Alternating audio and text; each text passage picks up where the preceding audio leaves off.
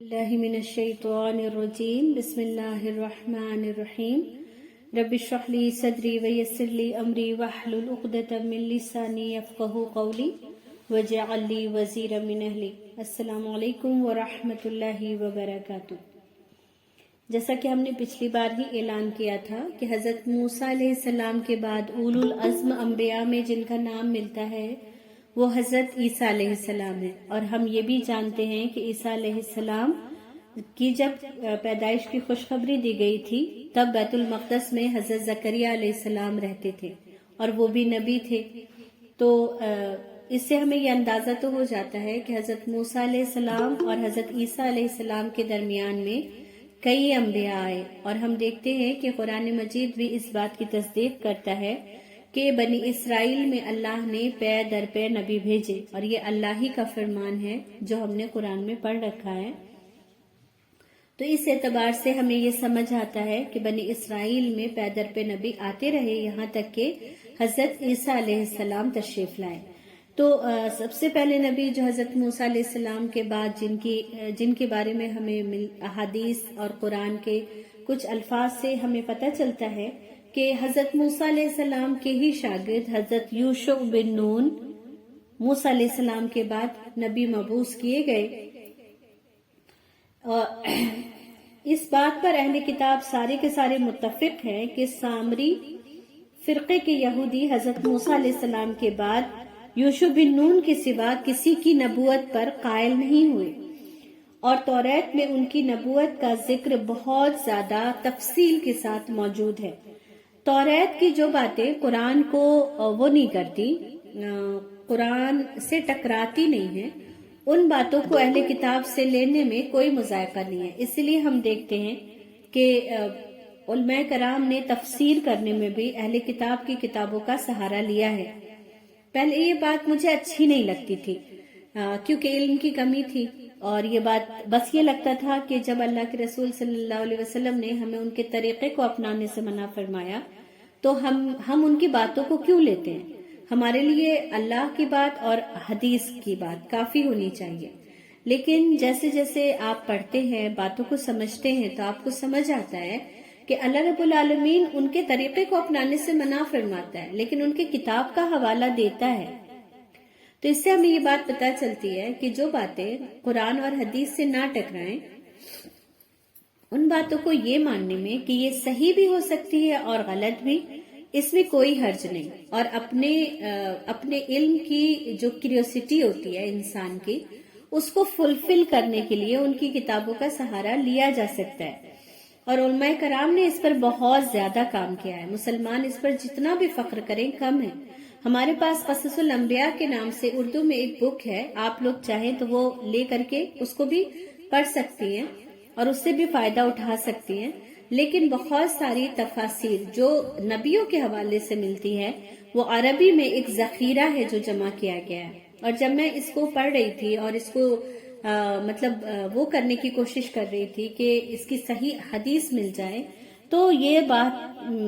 سمجھ آئی کہ زیادہ کچھ چیزیں ایسی ہیں جس کی نہ آپ کو حدیث میں دلیل ملے گی اور نہ ہی قرآن میں ان کے نام کا استعمال کیا گیا، لیکن علماء کرام نے اتنا کام کیا کہ قرآن کی کوئی نہ کوئی آیت یہ بتا رہی ہوتی تھی کہ یہاں پر کوئی نبی ہے۔ تو علماء نے اہل کتاب کی کتابوں کا اتنا باریکی سے مطالعہ کیا، اور پھر وہاں جس نبی کا نام آ رہا تھا اس نبی کو اس آیت سے ملا کر دیکھا، تو انہوں نے پایا کہ یہ نام بالکل ان کے جو اللہ نے ان کی جو شخصیت ڈسکرائب کی ہے یا ان کا کام بتایا ہے وہ اس سے بالکل میل کھا رہا ہے، اور تب علماء نے اس کو قصص الانبیاء میں جگہ دی۔ تو یہ بھی نہیں سمجھنا چاہیے کہ یہ بالکل حتمی بات ہے، اسی طرح سے یہ بھی نہیں سمجھنا چاہیے کہ یہ ساری باتیں غلط ہیں، بے بنیاد ہیں، کیونکہ علماء کرام نے اس پر بہت بڑا کام کیا ہے۔ ٹھیک ہے، تو انشاءاللہ تعالی یہ بات آپ لوگوں کے سمجھ میں آ گئی ہوگی۔ اصل میں کچھ باتیں ایسی ہوتی ہیں کہ جو آپ کو بھی نہیں سمجھ آ رہی ہوتی ہیں، تو وہ جب سمجھ آتی ہیں تو ایسا لگتا ہے کہ ہو سکتا ہو میرے جیسے کچھ لوگ اور بھی ہوں جن کو سمجھ میں نہیں آ رہی ہو یہ بات، تو ان کے لیے یہ بات مددگار ثابت ہو سکتی ہے انشاءاللہ۔ جیسے دیکھیں یوشع بن نون کا نام تو رسول اللہ صلی اللہ علیہ وسلم کے حدیث مبارکہ میں آیا ہے، لیکن بہت سارے نبی جن کا ابھی میں ذکر کروں گی ان کے نام بھی احادیث میں درج نہیں، لیکن بعد میں قصص الانبیاء میں ان کے نام درج ہیں، تو اس کو ایسے نہیں سمجھنا ہمیں کہ یہ بالکل بے بنیاد نام ہے، بلکہ علماء کرام کی یہ محنت ہے جس کے نتیجے میں ہم یہ نام دیکھتے ہیں، ٹھیک ہے۔ لیکن اللہ کی کوئی نہ کوئی آیت اس کی تصدیق کر رہی ہوتی ہے، نام کی نہیں، ان کے کام کی، ان کے وجود کی، ان کے ہونے کی۔ اس زمانے میں قرآن کی آیت اس کی تصدیق کر رہی ہوتی ہے، بس نام ان کا ذکر نہیں ہے وہاں پر۔ تو یوشع بن نون ہی وہ نبی تھے جو موسیٰ علیہ السلام کے بعد اللہ نے انہیں مبعوث کیا، اور جیسا کہ میں پچھلی بار بھی ذکر کر چکی ہوں کہ موسیٰ علیہ السلام لوگوں کو تیار کر رہے تھے، ان کو اسلام سکھا رہے تھے، مسلمان بنا رہے تھے، مومن کی کیٹیگری میں لے جانے کی کوشش کر رہے تھے، اور یہ مسلسل جدوجہد جاری تھی۔ بیچ بیچ میں ان کے بہت عجیب و غریب ڈیمانڈز آتے رہتے تھے بنی اسرائیل کے، اور موسیٰ علیہ السلام اللہ سے باتیں کر کے، اللہ سے ہدایت لے کر بنی اسرائیل کی رہنمائی کر رہے تھے، یہاں تک کہ موسیٰ علیہ السلام کا آخری وقت آن پہنچا، اور موسیٰ علیہ السلام چونکہ جس مقصد سے انہوں نے بنی اسرائیل کو ان کے گھروں سے نکالا تھا، ان کو مصر سے نجات دلائی تھی، اور ان کا مقصد انہیں ملک فلسطین میں آباد کرنا تھا، وہ مقصد ابھی پورا نہیں ہوا تھا، لیکن اس سے پہلے ہی اللہ کا حکم آ گیا کہ آپ کو اب اللہ کے پاس واپس جانا ہے۔ موسیٰ علیہ السلام چونکہ اپنا مشن کمپلیٹ نہیں کر پائے تھے، اس لیے وہ جانا نہیں چاہتے تھے، پر اللہ کا حکم یہی تھا، اور موسیٰ علیہ السلام کو اپنے کام کو ادھورا چھوڑ کر اس دنیا سے جانا پڑا۔ پھر اللہ نے یوشع بن نون کو اس کام کی ذمہ داری عطا فرمائی، اور یوشع بن نون کی معیت میں ملک فلسطین بنی اسرائیل نے فتح کیا۔ اس کے بارے میں علماء کرام اور یہ جو ہم مطلب حدیث سنتے ہیں کہ رسول اللہ صلی اللہ علیہ وسلم ایک بار حضرت علی رضی اللہ تعالیٰ عنہ کے پیر پر سر رکھ کر سو گئے تھے، اور اس میں ان کی عصر کی نماز نکل گئی تھی، تو سورج کو واپس کیا گیا۔ اس کی جو صحیح حیثیت ہے وہ دراصل یوشع بن نون کے معاملے میں ہمیں ملتی ہے۔ حضرت ابو ہریرہ رضی اللہ تعالیٰ عنہ سے روایت ہے کہ سورج کسی انسان کے لیے نہیں روکا گیا، صرف یوشع بن نون کے لیے روکا گیا جب انہوں نے بیت المقدس کی طرف سفر کیا تھا۔ علماء کرام بیان کرتے ہیں کہ آپ کا محاصرہ جمعہ کے دن عصر کے بعد تک جاری رہا۔ نہیں، یوشع بن نون نے بنی اسرائیل کو جہاد کے لیے تیار کیا، اور ان کو صحرائے سینا سے بیت المقدس تک لے گئے، اور اریحہ نامی ایک خوبصورت شہر میں جا کر پڑاؤ ڈالا۔ اریحہ میں بڑی بڑی عمارتیں اور کثیر آبادی تھی۔ آپ نے 6 مہینے تک فلسطین کا محاصرہ کیا، اور لوگوں سے جنگ کرتے رہے، نعرے تکبیر لگایا، اور شہر کی فصیلیں توڑی، اور فاتحانہ طور پر اس میں داخل ہونے کی تیاری مکمل ہو چکی تھی کہ علماء کرام بیان کرتے ہیں کہ یہ محاصرہ جمعہ کے دن عصر کے بعد تک جاری رہا۔ سورج غروب ہونے کے قریب پہنچ گیا، اور سبت شروع ہونے والا تھا، یعنی کہ سیٹرڈے شروع ہونے والا تھا، اور ابھی تک جنگ کا کوئی حتمی فیصلہ نہیں آیا تھا۔ تب یوشع بن نون نے سورج سے کہا، تو بھی حکم کا پابند ہے اور میں بھی حکم کا پابند ہوں، یا اللہ اسے غروب ہونے سے روک دے۔ اللہ نے سورج کو روک دیا، حتیٰ کہ آپ نے شہر جمعہ کے دن فتح کر لیا، اور اللہ نے چاند کو حکم دیا تو وہ طلوع ہو کر ٹھہر گیا۔ معلوم ہوتا ہے کہ وہ پہلے مہینے کی 14ویں رات تھی۔ سورج کے رک جانے کا واقعہ تو حدیث میں موجود ہے جو بیان کیا جائے گا، البتہ چاند کا ذکر صرف اہل کتاب کے یہاں ملتا ہے۔ بہرحال یہ حدیث کے خلاف نہیں، لہٰذا ہم اسے نہ سچ کہیں گے اور نہ ہی جھوٹ قرار دیں گے، لیکن یہ کہنا ضرور ہوگا کہ یہ واقعہ اریحہ کی فتح کے دوران پیش آیا۔ زیادہ امکان یہ ہے کہ یہ بیت المقدس کی فتح کے دوران پیش آیا، جو اصل مقصود تھا۔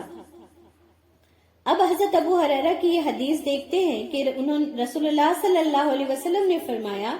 سورج کسی انسان کے لیے نہیں روکا گیا، صرف یوشع کے لیے روکا گیا جب انہوں نے بیت المقدس کی طرف سفر کیا تھا اور اسے فتح کرنے کی کوشش کی تھی۔ یہاں پر ہمیں یہ بات سمجھ لینا چاہیے کہ یہ بالکل ایک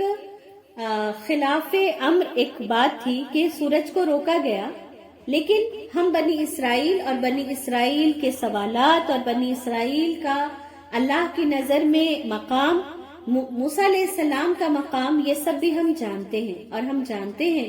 کہ بنی اسرائیل خود بھی بڑی جلد باز قوم تھی۔ 6 مہینے مسلسل وہ جہاد کی تیاری اور جہاد کر رہے تھے اور انتظار کر رہے تھے کہ وہ کون سا لمحہ اور کون سا پل ہوگا کہ جب وہ فلسطین کو حاصل کر لیں گے۔ ایسے میں ہر ویکنڈ انہیں یہ لگتا تھا کہ اب وہ اس ہفتے تو ضرور فتح کر لیں گے۔ فتح کے بالکل قریب پہنچ کر کے جمعہ کا دن جب ختم ہونے لگا تو یوشع بن نون کا بھی صبر اب ٹوٹ گیا۔ انہیں لگا کہ اگر اس ہفتے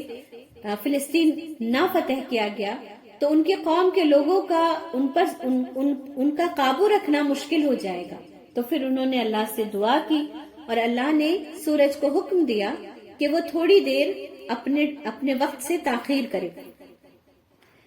یہاں پر ایک حدیث جو ضعیف ہے اور اس کو یہاں پر بیان کرنا اس لیے ضروری ہے کہ یہ سمجھ میں آ جائے کہ یہ رسول اللہ صلی اللہ علیہ وسلم ہے جو اس حدیث کو بیان فرما رہے ہیں کہ کسی انسان کے لیے سورج نہیں روکا گیا، صرف یوشع بن نون کے لیے۔ تو اب وہ حدیث جس میں ایک بار نبی صلی اللہ علیہ وسلم حضرت علی کے گھٹنے پر سر رکھ کر سو گئے، حتیٰ کہ حضرت علی کے عصر کی نماز فوت ہو گئی۔ نبی کریم صلی اللہ علیہ وسلم کے بیدار ہونے پر آپ نے درخواست کی کہ اللہ تعالیٰ سے سورج کے پلٹ آنے کی دعا کرے تاکہ وہ عصر کی نماز بر وقت ادا کر سکے۔ نبی کریم صلی اللہ علیہ وسلم کی دعا سے سورج پلٹ آیا۔ اب یہ حدیث صحیح حدیث کے مجموعے میں نہیں آ سکتی کیونکہ رسول اللہ صلی اللہ علیہ وسلم کا خود قول مبارک اس کی تصدیق نہیں کرتا بلکہ اس کو کنڈم کر رہا ہے۔ تو اسی طرح سے ہم حدیث کو پرکھتے ہیں، حدیث کو صحیح سمجھنے کی کوشش جو علماء کرام نے کیا ہے وہ اسی نظریے کے تحت کیا ہے کہ اللہ کے رسول صلی اللہ علیہ وسلم کی ایک حدیث موجود ہے جس میں انہوں نے یوشع بن نون کا ذکر کیا ہے، اور اب اگر کوئی حدیث اس طرح کی ملتی ہے تو ہم اس کی صحت کا اعتبار نہیں کر سکتے۔ اسی طرح سے حضرت ابو ہریرہ سے ایک اور حدیث ہے جس میں رسول اللہ صلی اللہ علیہ وسلم نے فرمایا کہ ایک نبی جہاد کے لیے جانے لگے تو اپنی قوم سے فرمایا وہ آدمی میرے ساتھ نہ آئے جس نے کسی عورت سے نکاح کیا یا اس سے خلوت کرنا چاہتا تھا لیکن ابھی خلوت نہ کیا۔ تو یہ والی حدیث کو بھی ضعیف حدیث کے کٹگری میں کھڑا رکھا جاتا ہے کیونکہ اللہ کے رسول صلی اللہ علیہ وسلم نے ان تمام باتوں کے کرنے کا حکم بھی دیا اور ان تمام باتوں کو خود اپنی زندگی میں بھی عمل کیا۔ اسی طریقے سے رسول اللہ صلی اللہ علیہ وسلم ہمیں قرآن کی وہ آیت بھی ہمیں بتاتی ہے کہ جب اللہ نے انہیں حکم دیا تھا کہ جب تم شہر کے اندر داخل ہونا تو حتتن کہتے ہوئے داخل ہونا، اور یہ ایک عظیم فتح تھی جو بنی اسرائیل کو عطا کی گئی تھی، لیکن انہوں نے اس لفظ کو بدل کر حنطتن کر دیا، یعنی کہ گیہوں کا دانہ، گیہوں کی بالی۔ تو جب ہم اس والی آیت کو بھی پڑھتے ہیں تو ہم دیکھتے ہیں کہ وہاں پر موسیٰ علیہ السلام نہیں ہے، لیکن لوگ اپنے نبی کی معیت میں، بنی اسرائیل اپنے نبی کی معیت میں ملک فلسطین داخل ہو رہے ہیں۔ تو وہ نبی یوشع بن نون تھے جن کی معیت میں وہ داخل ہوئے تھے۔ اور اسی طریقے سے ہم دیکھتے ہیں کہ رسول اللہ صلی اللہ علیہ وسلم نے ایک فوج تیار کی تھی جس کو اللہ کے رسول اپنی زندگی میں بھیجنا تھا رسول اللہ کو، لیکن وہ حضرت اسامہ بن زید کو لے کر مدینے کے باہر تک انہیں لے کر کے گئے، انہیں روانہ کر دیا، لیکن اللہ کے رسول صلی اللہ علیہ وسلم کی بیماری کی خبر جب ملی تو اسامہ بن زید رک گئے، اور یہاں تک کہ رسول اللہ صلی اللہ علیہ وسلم کا وصال ہو گیا پھر یہی فوج حضرت ابوبکر صدیق نے اپنی خلافت میں روانہ کی اور یہ فوج جیت حاصل کر کے لوٹی۔ تو علماء کرام اسے حضرت موسیٰ علیہ السلام کی زندگی کے آخری قصے سے بھی جوڑتے ہیں، رسول اللہ صلی اللہ علیہ وسلم کی زندگی سے، جیسا کہ ہمیں پتا ہے کہ اللہ نے سب سے زیادہ قرآن میں حضرت موسیٰ علیہ السلام کا ذکر فرمایا، اور علماء کرام کو اس بات کا اتفاق ہے کہ اللہ کے رسول صلی اللہ علیہ وسلم کی زندگی حضرت موسیٰ علیہ السلام کی زندگی سے بہت زیادہ ملتی تھی، اس لیے اللہ نے ان کو بار بار موسیٰ علیہ السلام کے ذریعے نصیحت پہنچائی۔ تو یہ آخری واقعہ بھی ان دونوں کا ایک دوسرے سے کافی سملر ہے۔ حضرت موسیٰ علیہ السلام بھی ملک فلسطین اپنی قوم کو لے کر نہ جا سکے، اور اللہ کے رسول صلی اللہ علیہ وسلم نے بھی اسامہ بن زید کو جس جنگ کے لیے بھیجا تھا وہ بعد میں حضرت ابوبکر صدیق کی خلافت میں روانہ ہوا اور جیت کر واپس لوٹا۔ اس کے بعد اس سیکوینس میں جس نبی کا ذکر ہے، نبی ہے یا یہ صرف ایک اللہ کے نیک بندے ہیں، اس کے بارے میں بہت سارے ڈاؤٹ ہیں، الہام ہے، جس کا میں نے آپ لوگوں کو کہا تھا کہ جب ہم کریں گے تو ہم ان کا ذکر کریں گے، جو کہ ہیں حضرت خضر علیہ السلام ہیں۔ موسیٰ علیہ السلام کی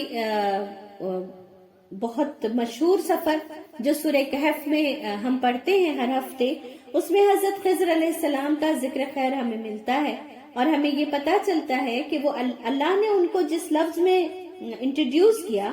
وہ ہے فوجد عبدا من عبادنا، پھر ان دونوں نے ہمارے بندوں میں سے ایک بندے کو پایا جسے ہم نے اپنے پاس سے خاص رحمت عطا فرما رکھی تھی اور اسے اپنے پاس سے خاص علم عطا کر رکھا تھا۔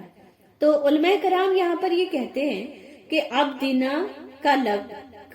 کا استعمال اللہ نے زیادہ تر اپنے رسولوں کے لیے کیا ہے، اس لیے خضر علیہ السلام اللہ کے رسول ہو سکتے ہیں، لیکن جیسا کہ ہم جانتے ہیں کہ اللہ نے عام انسانوں کے لیے بھی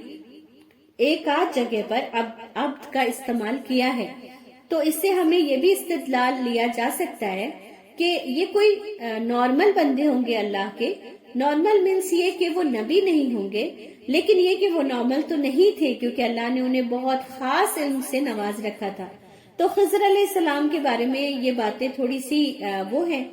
مطلب اس کے بارے میں ہمارے پاس علماء نے بھی اسی طرح لکھا ہے اس کو کہ ہم انہیں حتمی طور پر نبی کہہ سکتے ہیں، اور فرشتے تو وہ بالکل نہیں ہیں کیونکہ اللہ نے ان کے لیے عبد کا ذکر فرمایا ہے۔ یہاں پر بہت سارے لوگ انڈیا، پاکستان، اور مجھے لگتا ہے پاکستان میں یہ بات بہت زیادہ عام ہے کہ خضر علیہ السلام آج بھی زندہ ہیں اور وہ لوگوں کو راستہ دکھاتے ہیں، تو ان سب کے لیے یہ آیات بطور دلیل ہے، اور دلیل کیا، یہ تو واضح ثبوت ہے کہ وہ اللہ کے ایک بندے ہیں، اور اللہ نے موسیٰ علیہ السلام سے ان کی ملاقات کروائی، اور ایسی کوئی بات اللہ یہاں نہیں فرماتا کہ وہ دوسروں اور لوگوں کو بھی راستہ دکھاتے ہیں یا اور لوگوں کے بھی معاملات میں ان کا کوئی عمل دخل ہے۔ تو اس سے یہ استدلال بالکل بھی لیا نہیں جا سکتا ہے، اور کہیں پر بھی اگر اس طرح کی کوئی بات آپ کو سننے میں آئے تو اس کو بتا دیا کریں کہ دلیل یہ آیات ہے جس میں اللہ نے عبدنا کا لفظ استعمال کیا ہے، اور عبد اللہ نے کبھی بھی فرشتوں کے لیے استعمال نہیں کیا۔ تو یہ ہمارے لیے دلیل ہے الحمدللہ۔ اب اس میں سیکوینس میں جو نام آتا ہے، دیکھیں ہم یہ جانتے ہیں کہ بنی اسرائیل میں پے در پے نبی آئے، یعنی ایک نبی کی موت ہوتی اور دوسرا نبی مبعوث فرما لیا جاتا تھا،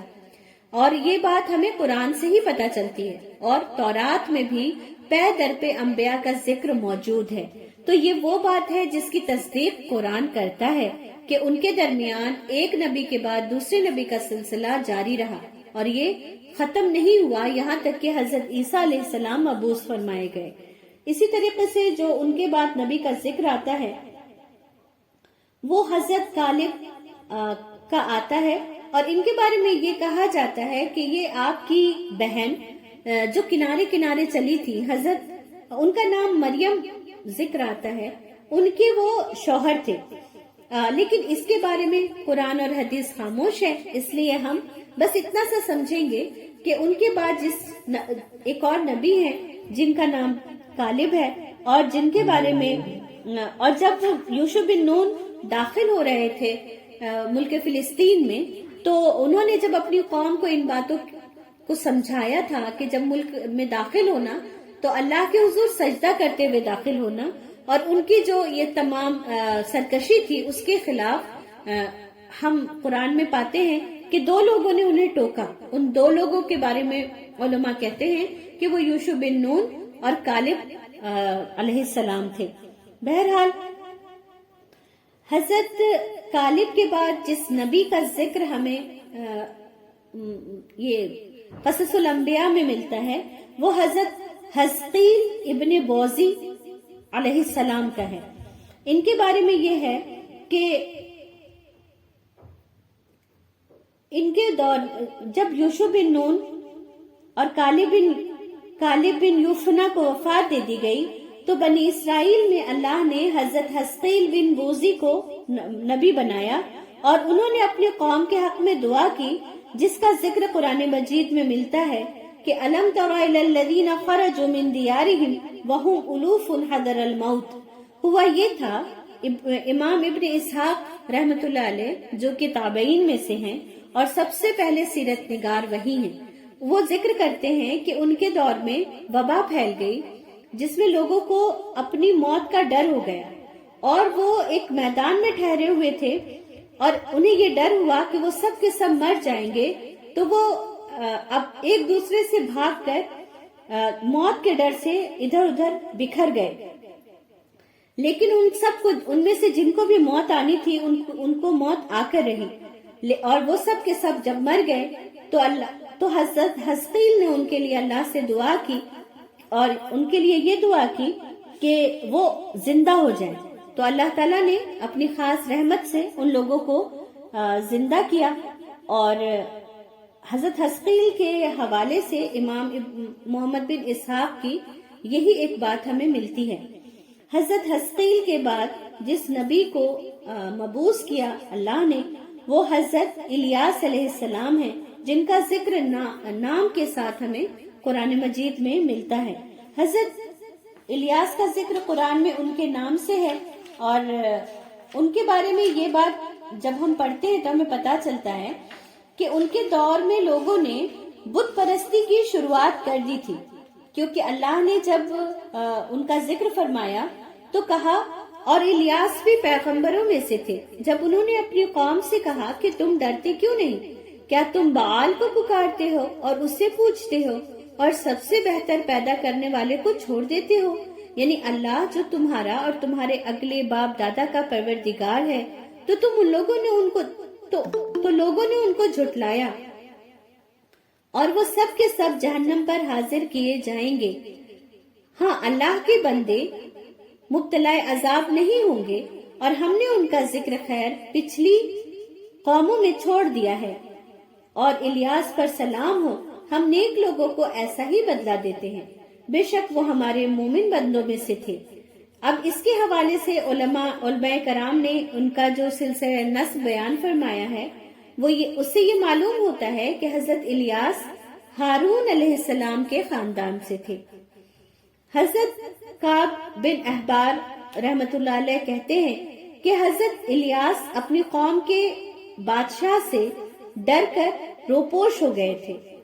کیونکہ ان کا بادشاہ ظالم اور جابر تھا. دراصل بنی اسرائیل جب بت پرستی ان کے قوم میں عام ہو گئی اور لوگ بت کی پوجا کرنے لگے تو اللہ نے حضرت الیاس پر وحی نازل فرمائی کہ وہ لوگوں کو بت پرستی سے روکے. انہوں نے جب لوگوں کو بت پرستی سے روکا تو لوگوں نے آپ کی تکذیب کی، آپ کو جھٹلایا اور آپ کی مخالفت بھی کی. اور ہم سب اس بات کو جانتے ہیں کہ بنی اسرائیل میں دو طرح کی وہ تھی پوزیشن، سیاسی پوزیشن راجہ یا وہ بادشاہ سنبھالتا تھا، اور جو دینی پوزیشن تھی وہ رسول سنبھالا کرتے تھے. اب یہاں کا جو بادشاہ تھا وہی ان کے خلاف ہو گیا اور اس نے آپ کو شہید کرنے کے لیے لوگ بھیج دیے.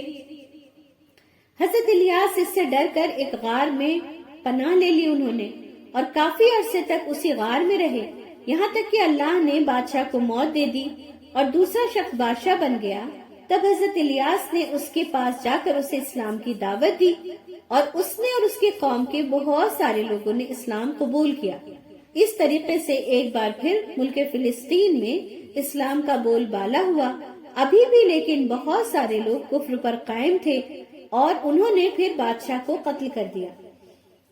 حضرت الیاس کے بعد جس نبی کا ذکر ہمیں ملتا ہے اہل کتاب کی کتابوں میں، وہ حضرت یاسا بن اختوب ہیں، جن کو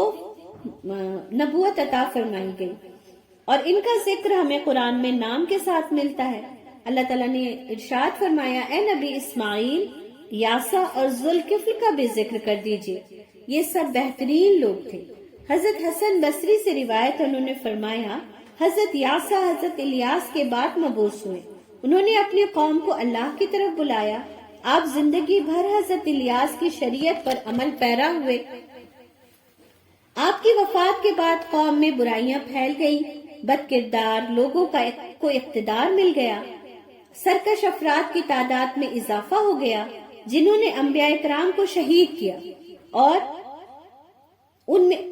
ایسے ہی لوگوں کا ذکر ہے قرآن میں ہم پڑھتے ہیں کہ بنی اسرائیل کو اللہ نے ان کی اس بدترین عمل کی طرف بار بار توجہ دلائی ہے کہ اور یاد کرو کہ تم نے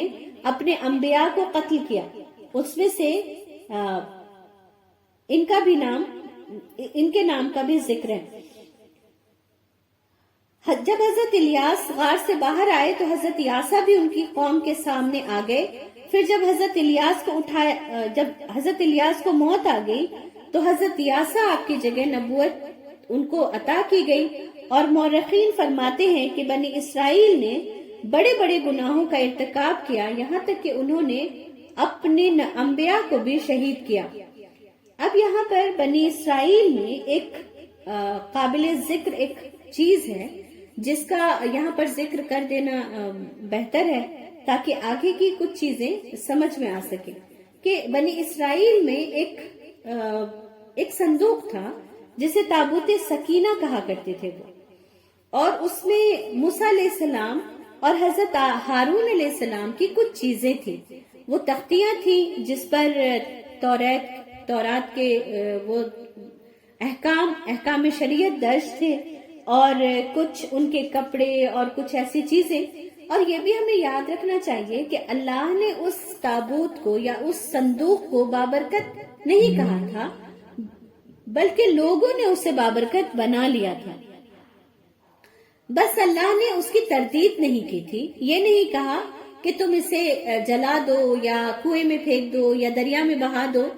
ایسا کوئی حکم اللہ نے نہیں کیا، اور ان کے اس عمل کو رہنے دیا اور اس پر کسی ناراضگی کا اظہار نہیں کیا۔ جیسا کہ ہم جانتے ہیں کہ بنی اسرائیل نے خود ہی سبت کے دن کو اپنے لیے عبادت کا دن بنایا تو اللہ نے اس پر اپنی رضامندی کی مہر لگا دی۔ بنی اسرائیل اللہ کی وہ قوم تھی جس کو اللہ نے، بڑی لاڈلی قوم تھی اللہ کی،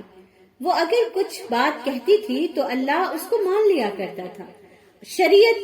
اگر وہ اپنے اوپر کوئی قانون نافذ کرتے تھے تو اللہ اسے شریعت کا درجہ دے دیا کرتا تھا۔ اتنی لاڈلی، اتنی ناز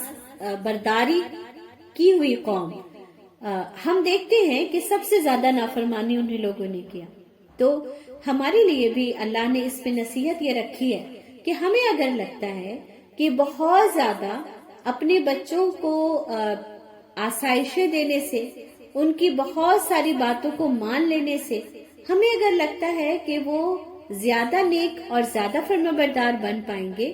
تو یہ ہماری غلط فہمی ہے۔ اللہ کو کوئی غلط فہمی نہیں ہوئی تھی، اللہ کو تو دراصل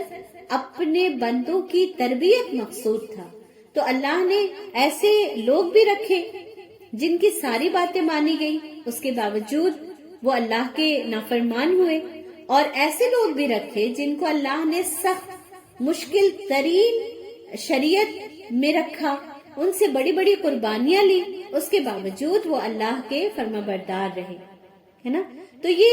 فیسز ہیں، یہ اللہ نے ماڈل رکھا ہے کہ انسان ان چیزوں کو دیکھ کر سمجھ سکتا ہے کہ اللہ کے فرمانبردار ہونے کے لیے آسانیوں کی ضرورت نہیں ہوتی، بلکہ اللہ کی باتوں کو دل سے ماننا اور اس پر ہر ممکن عمل کرنے کی کوشش کرنا اللہ کی فرما برداری ہے، اور یہی وہ اسپرٹ ہے جو آپ سے مجھ سے اللہ کی بندگی کروا سکتا ہے۔ اس کے علاوہ کوئی چیز ایسی نہیں جو ہم سے اللہ کی فرما برداری کروا لے۔ ہم اگر اپنے حساب سے دین کو آسان کرنا چاہتے ہیں، بدلنا چاہتے ہیں، تو یقین کریں جو آسان دین، اس دین کے بارے میں اللہ نے خود گارنٹی دی کہ الدین یسر، دین آسان ہے، اس سے زیادہ آسانی تمہیں نہیں عطا کی جا سکتی تھی۔ یہ وہ رب فرما رہا ہے جس رب نے ہمیں بنایا ہے، جس نے ہماری مشین ترتیب دی ہے، وہ ہمارے اندر کیا کیپیسٹی ہے، کیا ہم کر سکتے ہیں، کیا ہم نہیں کر سکتے، وہ ان تمام باتوں کو جانتا ہے۔ اور پھر اللہ نے صرف یہ نہیں کر دیا کہ ہمیں یہ تمام چیزیں بتا دی کہ تمہیں یہ کرنا ہے اور کیسے کرو، اور اس میں جو پریشانیاں آئیں گی اس کے لیے تم ریفرنس کہاں سے لو، ہے نا، کون سا یوٹیوب چینل جا کے دیکھ لو اور سیکھ لو کہ یہ کام مجھے کیسے کرنا ہے۔ اللہ نے یہ بھی ہمیں دے دیا۔ اتنے سارے نبیوں کو اس شریعت پر عمل کرتے ہوئے ہمیں دکھا دیا، اور ان تمام کی باتیں قرآن میں ہمیں اللہ نے کھول کھول کر ہمارے لیے بیان کر دی۔ ان قوموں کا بھی ذکر جن کی باتیں مان لی اللہ نے، اور ہمیں بتا دیا کہ باتیں مان لینے سے بھی دین ان کے لیے اتنا منیمم رکھ دیا گیا، پھر بھی ان کو اللہ کی سرکشی کرنی تھی تو انہوں نے کی۔ اور ان انبیاء کا بھی ذکر خیر فرما دیا جن کو اللہ نے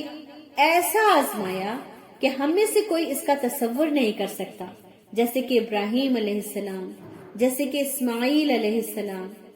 ہم ان کی قربانیوں کے بارے میں سوچ بھی نہیں سکتے، جو قربانیاں انہوں نے دے دی،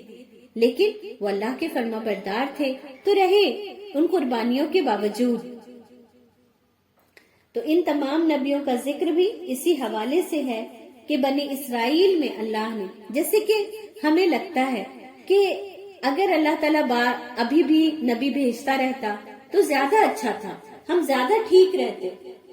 ہم زیادہ ہدایت پر رہتے، لیکن اللہ نے یہ بھی غلط فہمی ہماری دور کر دی کہ پے در پے نبی آتے رہے بنی اسرائیل میں، لیکن بنی اسرائیل کو بھٹکنا تھا تو وہ بھٹک کر رہی، ہے نا۔ اور دیکھیں جب نبی موجود ہوتا ہے قوم میں تو قوم کے لیے کوئی راستہ نہیں ہوتا اللہ سے دلیل یا اللہ سے حجت کا،